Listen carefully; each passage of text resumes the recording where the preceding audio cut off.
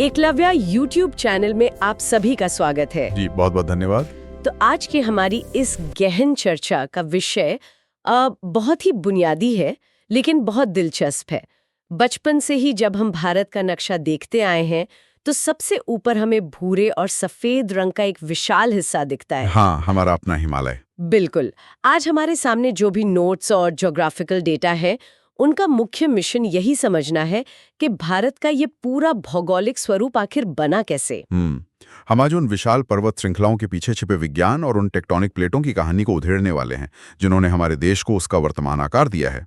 और मजेदार बात तो ये है कि ये सारी जानकारी सिर्फ परीक्षाओं की तैयारी तक ही सीमित नहीं रहनी चाहिए।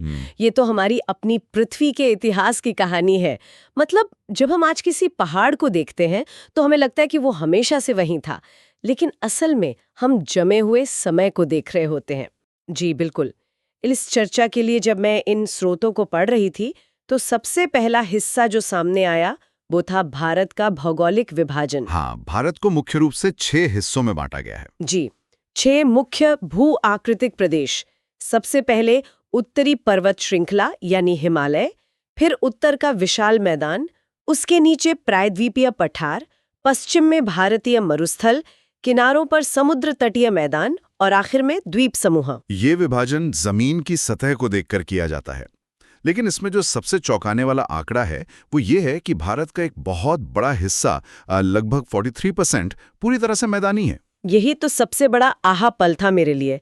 अक्सर लोगों के दिमाग में भारत की जो छवि बनती है उसमें पहाड़ बहुत हावी रहते हैं। बिल्कुल, लेकिन हकीकत में मैदानी इलाका सबसे बड़ा है। आंकड़े बताते हैं कि मैदानी भाग के बाद 27.7% हिस्सा पठारी है। इसके बाद 18.6% हिस्से पर छोटी पहाड़ियां हैं, और जिन्हें हम सही मायने में ऊंचे, विशाल और बर्फीले पर्वत कहते हैं, उनका हिस्सा तो मात्र 10.7% ही है। जरा सोचिए, जो हिमालय पूरे दुनिया में भारत की पहचान है वो क्षेत्रफल के हिसाब से महज 10.7% है। और अगर हम इस 10.7% को थोड़ा और गहराई से समझे तो एक सवाल खड़ा होता है कि क्या ये हिस्सा हमेशा से यहाँ था? जी, इसका जवाब ना है। बिल्कुल ना है। इस पूरी प्रक्रिया को समझने के लिए हमें समय के पहिए को थोड़ा बहुत नहीं बल्कि पूरे 200 मिलियन यानी 20 करोड़ वर्ष पीछे घुमाना होगा। उस समय हमारी पृथ्वी आज जैसी बिल्कुल नहीं दिखती थी। न कोई एशिया था, न अफ्रीका और न ही अमेरिका। तो उस समय की दुनिया कैसी थी? नोट्स के मुताबिक उस समय पृथ्वी के सभी महाद्वीप आपस में जुड़े हुए थे। सही कहा। उस एक इकलौते विशाल भूखंड को पैंजिया नाम दिया गया है, और जाहिर है जब सारी जमीन एक जगह इकट्ठा थी तो उसके चारों तरफ जो विशाल महासागर था उसे पैंथलासा कहा जाता था। फिर पृथ्वी के अंदर मौजूद गर्म मैग्मा और टेक्टोनिक प्लेटों की लगातार हलचल के कारण ये विशाल पैंजिया हमेशा के लिए एक नहीं रह सका। एक समय आया जब ये 2 मुख्य टुकड़ों में टूट गया, और यहीं से आधुनिक महाद्वीपों के बनने की कहानी शुरू होती है।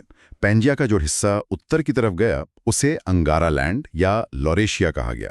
इसी से आज का उत्तरी अमेरिका, यूरोप और एशिया का ज्यादातर हिस्सा बना है। और जो हिस्सा दक्षिण की तरफ रह गया उसे गोंडवाना लैंड कहा गया। एकदम सटीक।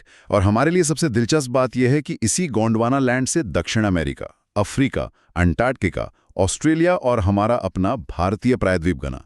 मतलब आज जो भारत का निचला हिस्सा है वो करोड़ों साल पहले अफ्रीका के साथ जुड़ा हुआ था। कल्पना करें कि भारत का एक बड़ा हिस्सा अफ्रीका से टूटकर एक लंबी यात्रा पर निकल पड़ा। शोध सामग्री बताती है कि लगभग 100 मिलियन वर्ष पहले भारतीय प्लेट ने अफ्रीका को छोड़ा और उत्तर दिशा की ओर खिसकना शुरू किया। और उस समय अंगारा लैंड और गोंडवाना लैंड के बीच एक बहुत बड़ा उथला समुद्र हुआ करता था जिसे टेथिस सागर कहते हैं। जब भारतीय प्लेट उत्तर की ओर बढ़ते हुए आखिरकार यूरेशियन प्लेट से जा टकराई तो इन दोनों के बीच भारी दबाव पैदा हुआ। इस टकराव से टेथिस सागर के तल में जमा हुआ सारा अवसाद यानी लाखों सालों की गाद और मिट्टी सिकुड़कर ऊपर की ओर उठने लगा, और इसी दबाव और फोल्डिंग से जन्म हुआ हमारे हिमालय का। इसीलिए हिमालय को एक नवीनतम मोड़दार पर्वत या यंग फोल्ड माउंटेन कहा जाता है। मजेदार बात तो ये है कि ये टकराव आज भी रुका नहीं है। भारतीय प्लेट आज भी हर साल कुछ मिलीमीटर उत्तर की ओर खिसक रही है। इसका सीधा सा मतलब ये है कि हिमालय की ऊंचाई आज भी धीरे धीरे बढ़ रही है। मैंने नोट्स में एक जगह पढ़ा कि हिमालय दुनिया का सबसे ऊंचा पहाड़ है, लेकिन फिर आगे लिखा है कि ये एक युवा पर्वत है। जो सबसे नया है वो सबसे ऊंचा कैसे हो सकता है? देखिए, जो पर्वत पुराने होते हैं वो करोड़ों सालों की बारिश और मौसम की मार सहते सहते घिस जाते हैं और उनकी ऊंचाई कम हो जाती है। लेकिन हिमालय अभी युवा है। इसके घिसने की दर से कहीं ज्यादा तेजी से ये ऊपर उठ रहा है, इसीलिए दुनिया का सबसे ऊंचा पर्वत है। कमाल की बात है। तो करोड़ों सालों की उस टक्कर ने आखिर कितना बड़ा पहाड़ खड़ा कर दिया। अगर हम डेटा देखें तो हिमालय का कुल क्षेत्रफल लगभग 5,95,000 वर्ग किलोमीटर बैठता है। और इसकी लंबाई भी कम हैरान करने वाली नहीं है। ये पश्चिम से पूर्व की ओर लगभग 2500 किलोमीटर तक फैला हुआ है। लेकिन इसकी चौड़ाई हर जगह एक जैसी नहीं है। अगर हम पश्चिम में कश्मीर की तरफ देखें तो ये काफी चौड़ा है, लगभग 400 किलोमीटर। जी, और जैसे जैसे हम पूर्व में अरुणाचल प्रदेश की ओर बढ़ते हैं ये सिकुड़ता जाता है और इसकी चौड़ाई मात्र 160 किलोमीटर रह जाती है। इस पूरी पर्वतमाला की औसत ऊंचाई 6000 मीटर है। इतनी विशाल और जटिल पर्वतमाला को अध्ययन के लिए मुख्य रूप से उत्तर से दक्षिण की ओर 4 समानांतर श्रेणियों में बांटा गया है। बिल्कुल, ये हैं ट्रांस हिमालय, वृहद हिमालय, लघु हिमालय और शिवालिक। चलिए सबसे पहले उत्तर के सबसे दूरस्थ इलाके में चलते हैं, ट्रांस हिमालय।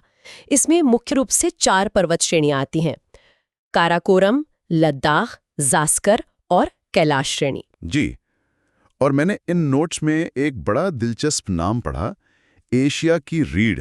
ये काराकोरम श्रेणी के लिए इस्तेमाल हुआ है। यह इतनी ऊंची और दुर्गम है कि यह सदियों से एक प्राकृतिक सीमा का काम करती आई है। और इसी काराकोरम श्रेणी में भारत की सर्वोच्च चोटी K2 स्थित है। हाँ, K2, जिसे गॉडविन ऑस्टिन भी कहा जाता है, उसकी ऊंचाई 8611 मीटर है। हालांकि स्रोतों में स्पष्ट रूप से बताया गया है कि यह वर्तमान में POK यानी पाक अधिकृत कश्मीर के अंतर्गत आती है। इसलिए अगर हम पूर्णतः भारतीय अधिकार क्षेत्र की बात करें तो सिक्किम में स्थित कंचनजंगा, जिसकी ऊंचाई 8586 मीटर है, उसे भारत की सबसे ऊंची चोटी माना जाता है। काराकोरम की एक और खासियत है इसके विशाल ग्लेशियर। यहाँ ससाइमी नाम का ग्लेशियर है जो सबसे बड़ा है। इसके अलावा हिस्पर, बाल्टोरो, बियाफो और सबसे मशहूर सियाचिन ग्लेशियर्स भी यहीं मौजूद हैं। सियाचिन का नाम तो अक्सर खबरों में रहता है। ये 76 से 78 किलोमीटर लंबा है, जो इसे ध्रुवीय क्षेत्रों के बाहर दूसरा सबसे लंबा गैर ध्रुवीय हिमनद बनाता है। यहीं से नुब्रा नदी निकलती है। और रणनीतिक तौर पर देखें तो ये दुनिया का सबसे ऊंचा युद्ध क्षेत्र है। भारतीय सेना ने 13 अप्रैल 1984 को यहाँ ऑपरेशन मेघदूत चलाया था। अब काराकोरम से थोड़ा नीचे आते हैं, लद्दाख श्रेणी की तरफ। यहाँ राकापोशी पर्वत है, जो विश्व का सर्वाधिक तीव्र ढाल वाला पर्वत है। एकदम खड़ी दीवार जैसा ढाल है इसका। और लद्दाख श्रेणी के दक्षिण में जाने पर आती है जास्कर श्रेणी।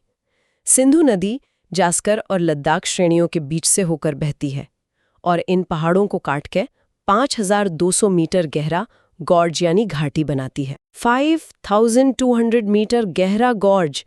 एक नदी ने पत्थरों को काटकर इतनी गहरी खाई बना दी है।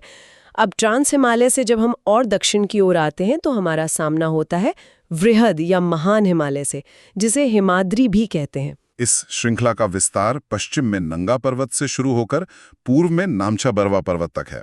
इसकी औसत ऊंचाई 6000 मीटर है। प्रमुख हिमनद जैसे गंगोत्री और मिलाम यही हैं। गंगोत्री से गंगा और मिलाम हिमनद से यमुनोत्री यानी यमुना नदी का उद्गम होता है। और जब बात दुनिया की सबसे ऊंची चोटियों की आती है तो महान हिमालय का कोई मुकाबला नहीं है। माउंट एवरेस्ट यहीं स्थित है। शोध सामग्रियों में इसके नवीनतम आंकड़े दिए गए हैं, जिसके अनुसार इसकी वर्तमान ऊंचाई 8848.86 मीटर दर्ज की गई है। एवरेस्ट को नेपाल में सागरमाथा और तिब्बत में चोमोलंगमा कहते हैं। नेपाल के अंदर धौलागिरी, अन्नपूर्णा, मनसालू और मैकालू जैसे कई पर्वत मौजूद हैं। भारत की बात करें तो कंचनजंगा के अलावा उत्तराखंड में नंदा देवी, जिसकी ऊंचाई 8816 मीटर है, वो भी इसी महान हिमालय का हिस्सा है।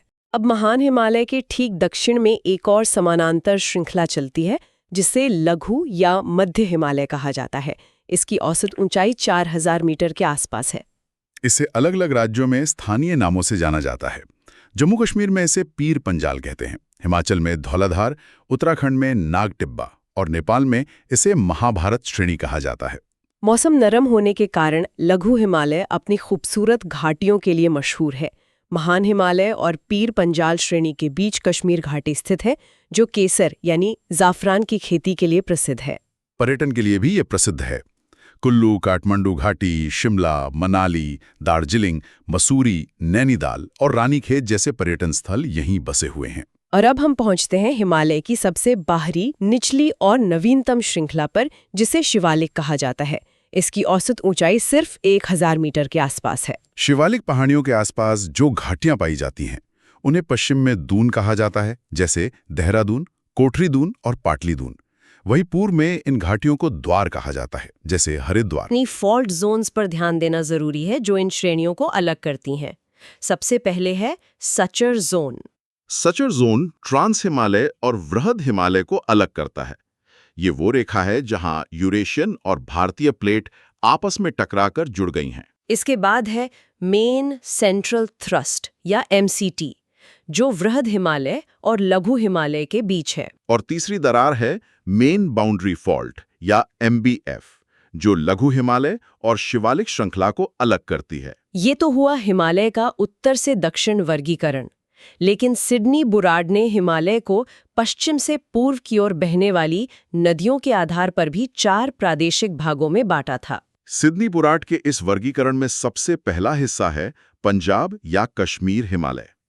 ये क्षेत्र सिंधु नदी से लेकर सतलुज नदी के बीच का है और 560 किलोमीटर लंबा है। इसके बाद सतलुज नदी से लेकर काली नदी के बीच के 320 किलोमीटर लंबे हिस्से को कुमायूं हिमालय का नाम दिया गया है। काली नदी के बाद शुरू होता है नेपाल हिमालय, जो तिस्ता नदी तक जाता है। ये करीब 800 किलोमीटर लंबा है और सबसे लंबा प्रादेशिक भाग है। और आखिर में तिस्ता नदी से लेकर सुदूर पूर्व में देहांग नदी यानी ब्रह्मपुत्र तक असम हिमालय का विस्तार है, जो 720 किलोमीटर लंबा है। अगर हम इस पूरी चर्चा को संक्षेप में याद करें तो पर्वत श्रेणियों का उत्तर से दक्षिण क्रम है काराकोरम, लद्दाख, जास्कर और पीर पंजाल। और नवीनतम डेटा जैसे एवरेस्ट की ऊंचाई 8,848.86 मीटर ये साबित करती है कि ये ज्ञान हमारे निरंतर बदलते भूगोल को समझने के लिए जरूरी है। आखिर में श्रोताओं के लिए एक विचारणीय प्रश्न है कि चूंकि हिमालय एक युवा और मोड़दार पर्वत है जिसकी ऊंचाई आज भी बढ़ रही है, तो जरा कल्पना कीजिए कि लाखों वर्षों बाद टेक्टोनिक प्लेटों के खिसकने से इस पूरे महाद्वीप का भौगोलिक नक्शा भविष्य में कैसा दिखेगा। ऐसे ही क्विक रिवीजन टॉपिक्स के लिए एकलव्य YouTube चैनल को सब्सक्राइब करें।